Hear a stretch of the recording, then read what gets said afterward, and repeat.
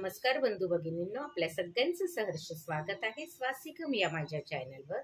मी आपल्या सगळ्यांसाठी सवित्र भक्ती विजय कथासार हे पुस्तक घेऊन आलेली आहे, ज्यामध्ये निरनिराळ्या संतांच्या चरित्र आहेत।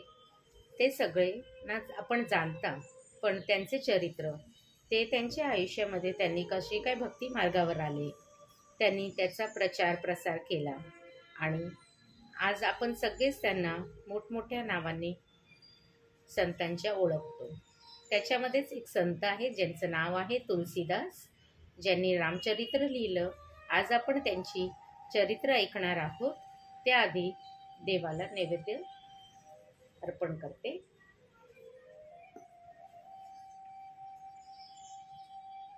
नैवेद्यं समर्पयामि, नैवेद्यं समर्पयामि, नैवेद्यं समर्पयामि। श्री गणेशाय नमः, श्री सरस्वतीभ्यो नमः।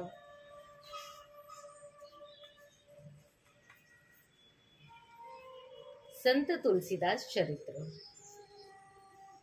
श्री गणेशाय नमः। विष्णूच्या सांगण्यावरून वाल्मिकीने तुलसीदास नावाने अवतार घेतला व रामचरित्राचे महान काव्य प्राकृतात लिहून रामभक्ती वाढविली। त्याचे चरित्र आता ऐकावे। हस्तिनापुरात आत्माराम नावाचा एक पंडित ब्राह्मणाच्या पोटी तुलसीदास नावाने तो जन्माला आला। आत्माराम ब्राह्मण अकबरच्या सेवेत होता।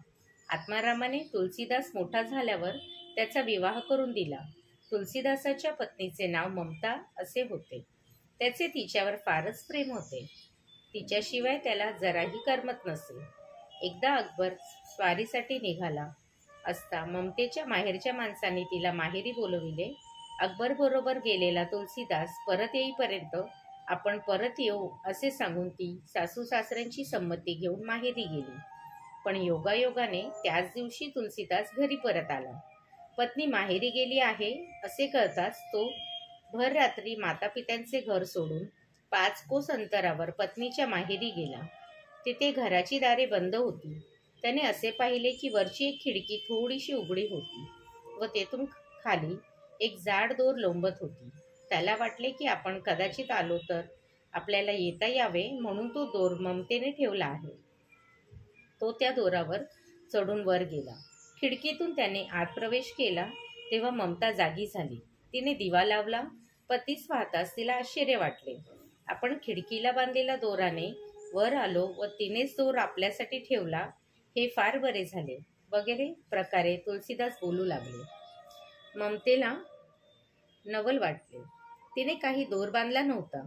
तिने खिडकीजवळ जाऊन पाहिले। तुलसीदास दोर दाखवायला पुढे झाला।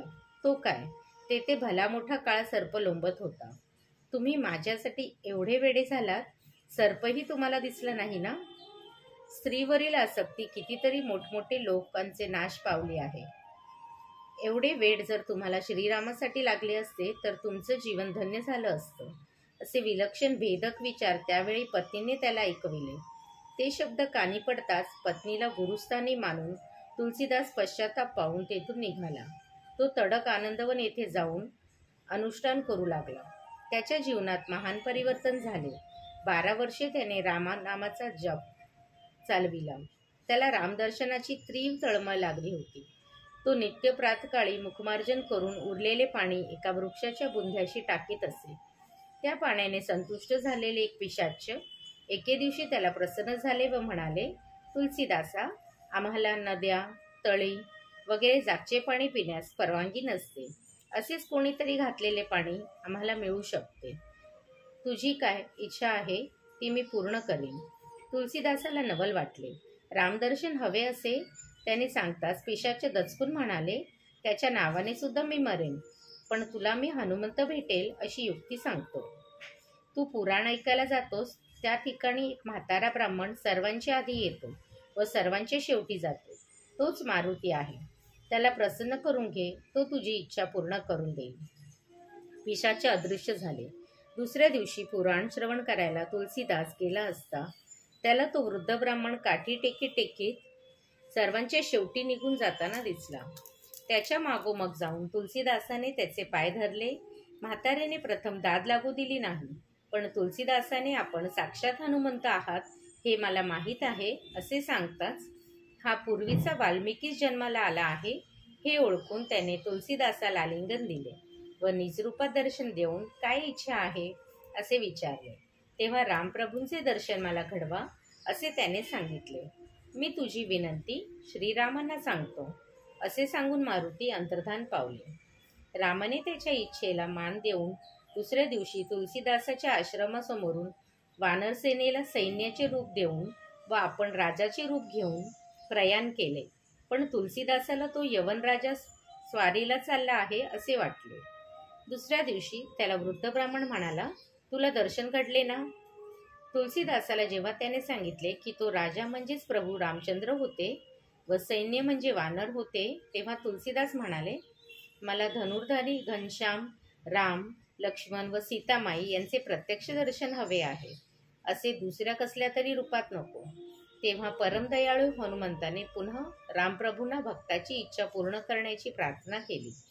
त्यावर रामाने तुलसीदासाला एकट्याला सीता व लक्ष्मण यासहित आपले कोंदंडधारी रूप दाखविले.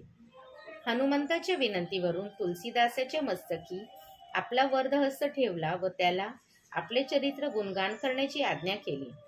त्यानंतर तुलसीदास श्री रामकथा वर्णन करून लोकांना सांगू लागला. त्याची सवित्र कीर्ती होऊ लागली. लोकांनी त्याला वाराणसी येथे एक आश्रम बांधून दिला. त्याची सत्कीर्ती एवढी झाली की आश्रमात रोज हजारो लोक त्याच्या पंक्तीला जेवण घेऊ लागले. भलेबुरे सर्व लोक आश्रमात येऊ लागले. तुलसीदास सर्वांपासून अलिप्त असे आणि सदा रामचिंतनात मग्न असे. एके दिवशी 2 चोर आश्रमात चोरी करण्यासाठी आले. आश्रमात अगणित संपत्ती होती. त्यातील काही रत्ने व सुवर्ण आपल्या वस्त्रात बांधून चोर सर्वत्र रात्री निजानीज झाल्यावर गुपचूप बाहेर पडावे म्हणून दाराकडे सरकले. तो तेथे त्यांना हाती धनुष्यबाण सज्ज करून राम व लक्ष्मण आपल्यावर बाण मारण्यास उद्युक्त आहेत असे दृश्य दिसले. ते घाबरून दुसऱ्या दारापाशी गेले. तो तेथेही राम लक्ष्मण बाणाच्या त्यांच्यावर नेम धरून उभे. त्यांनी 4ही दारातून बाहेर जाण्याचा प्रयत्न केला, पण सर्वत्र त्यांना तोच प्रकार दिसला. तेव्हा घाबरून ते आश्रमातच बसून राहिले. सकाळ झाली. तुलसीदास उठून बाहेर चालला.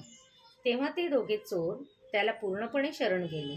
त्यांनी सर्व प्रकार तुलसीदासाला सांगितला व त्याची क्षमा मागू लागले. तुलसीदासाने संप्रदायी लोकांना विचारले, तुम्ही दारावर पहारा का व कोणाचा ठेवला आहे? ते शब्देवर सांगू लागले की पहारा कोणाचाच नव्हता. तेव्हा चोर म्हणाले, मुकुट व कुंडले धारण केलेले पितांबरधारी श्याम व गौरवर्ण दोघेजण धनुष्यबाण सज्ज करून बसले आहेत, पण ते कोणालाच दिसेनात. तेव्हा ते रामलक्ष्मणच असावेत असा नक्की विश्वास उत्पन्न होऊन तुलसीदास रामाची स्तुती करू लागले.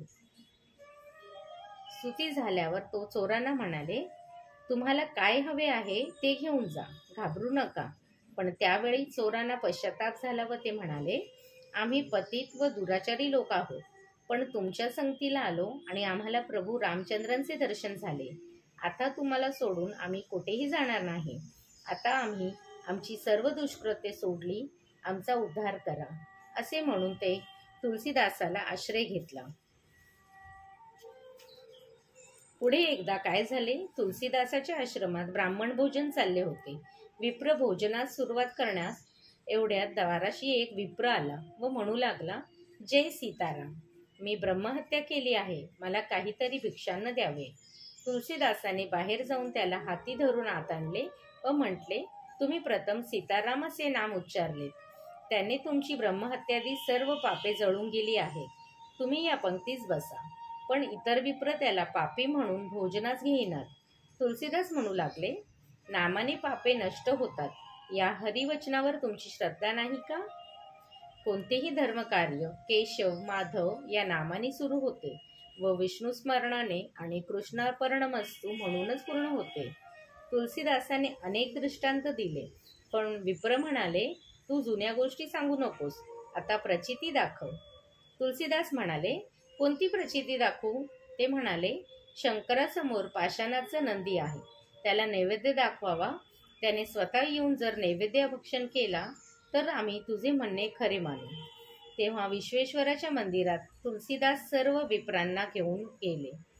त्यांनी शंकरांना मनोभावे प्रार्थना करून नंदीस नैवेद्य दाखविला व त्याने तो स्वीकारावा. विप्र माझी परीक्षा पाहत आहेत व रामनाम खोटं ठरवित आहेत अशी विनवणी केली. त्यावेळी मोठी अद्भुत गोष्ट घडली. नंदी स्वतः येऊन नैवेद्य व पत्रावळीसह खाऊ लागला. पुन्हा पाषाण मूर्तीत गुप्त झाला. सारे ब्राह्मण ते रोमांचकारक दृश्य पाहत होते. त्यांनी रामनामाचा जय जयकार केला व धन्य तुलसीदासा, धन्य तुझी भक्ती असे म्हणून सर्वजण परत आले व त्यांनी त्या ब्रह्महत्यारी विप्रास पंक्तीस घेऊन भोजन केले. जैत्यपाळ नावाचा सावकार मरण पावला व त्याची स्त्री सती जाण्यास निघाली. वाटेत तुलसीदासाला वंदन करून जावे म्हणून ती त्याच्या आश्रमात आली. तिने साष्टांग नमस्कार केला. अष्टपुत्र सौभाग्यवती भव असा आशीर्वाद तुलसीदासाने तिला दिला. तेव्हा ती म्हणाली, महाराज, माझे पती निधन पावले म्हणून मी सती चालली आहे. आता हा आशीर्वाद कसा खरा होणार? तुलसीदास म्हणाले, माझ्याकडून चुकून शब्द गेला तो खरं करणे प्रभू रामाच्या हातातच आहे. त्यावेळी तुलसीदास त्या सावकाराच्या प्रेताजवळ गेला व तो सावकार पुन्हा जिवंत होऊन उठून बसला. तुलसीदासाची कीर्ती अकबर बादशहाच्या कानी पडली. त्याने मोठ्या सन्मानाने तुलसीदासाला दरबारात येण्याचे निमंत्रण पाठविले. वैष्णवाचा उद्धार करून त्यांना धैर्य देण्यास ही संधी बरी आहे हे ओळखून तुलसीदास बादशहाकडे गेले. बादशहाने त्यांचा सत्कार केला व त्यांना राहवून घेतले. त्याने तुलसीदासाला म्हटले, आपली पूर्वी पुष्कळ ऐकली. आता मला तुमच्या रामाचे दर्शन घडवा आणि मगच परत जा. तोपर्यंत येथेच राहिले पाहिजे. राजाने ही सक्ती केली. तेव्हा तुलसीदासाने हनुमंतांचा धावा केला व त्याला संकट निवारण करण्यास सांगितले. हनुमंताने 10,000 वानर सैन्य बोलविले व त्यांना अकबर बादशहास आपला प्रभाव दाखवावा असे सांगितले. त्यावेळी 10,000 वानरांनी सर्व नगरात एकच उच्छाद मांडला. सर्व नागरिकांना अतिशय संत्रस्त केले व प्रचंड नासधूस केली. काही शहाण्या लोकांनी अकबराला सांगितले, तुलसीदास महान वैष्णव आहे, त्याला तुम्ही डांबून ठेवले आहे, त्यामुळे वानरसेना संतप्त झाली आहे. तुम्ही त्या भक्ताला शरण जा. अकबराने तुलसीदासाला विचारले, हा वानरांचा उपद्रव का झाला? तुलसीदास म्हणाले, महाराज, तुम्हाला रामाचे दर्शन हवे ना? त्याचे थोडेसे सैन्य पुढे आले आहे.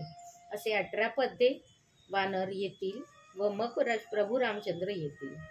अकबर बादशाह त्यावेळी भयभीत झाला.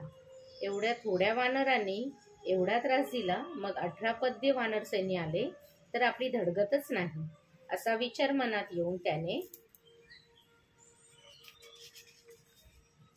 तुलसीदासाला शरण जाऊन सोडून दिले. लगेच वानर नगर सोडून निघून गेले. तुलसीदासाने अकबराच्या विनंतीस मान देऊन 1 वर्षभर हस्तिनापुरात वस्ती केली व तेथे रामभक्तीचा प्रसार केला. नंतर तो मथुरेस गेला. मथुरेस प्रियदास नावाचा एक नागर ब्राह्मण फार भाविक होता. त्याने कलियुगातील संतांची चरित्रे वर्णन करून ठेवली होती. ती चरित्रे श्रवण करण्याची इच्छा तुलसीदासाने त्याच्याजवळ प्रकट केली. त्याने इतर भक्तांची चरित्रे लिहिली होती, पण तुलसीदासाचे चरित्र लिहिले नव्हते. त्याला वाटले आपला ग्रंथ अपूर्ण आहे. तो तुलसीदास कसा वाचून दाखवू? पण एक आश्चर्यकारक गोष्ट घडली. त्याच्या त्या ग्रंथात प्रभू रामचंद्राने स्वतः येऊन प्रियादासाच्या नकळत तुलसीदासाचे चरित्र लिहून ठेवले. प्रियादासाने जेव्हा तो ग्रंथ वाचवायस प्रारंभ केला तेव्हा त्याला त्यात ते चरित्र आढळले. सर्वांनी त्या भगवंताचे हस्तलेखन पाहिले व तुलसीदासाचा आणि रामाचा सर्वत्र मोठा जय जयकार केला. हे तुलसीदासाचे चरित्र मी प्रियदासाच्या ग्रंथाच्या आधारे नाभाजीने ग्वालेरी भाषेत लिहिलेले चरित्रावरून मराठीत लिहिले आहे. श्रीराम पर्णमस्तु. शुभम भवतु, शुभम भवतु, शुभम भवतु.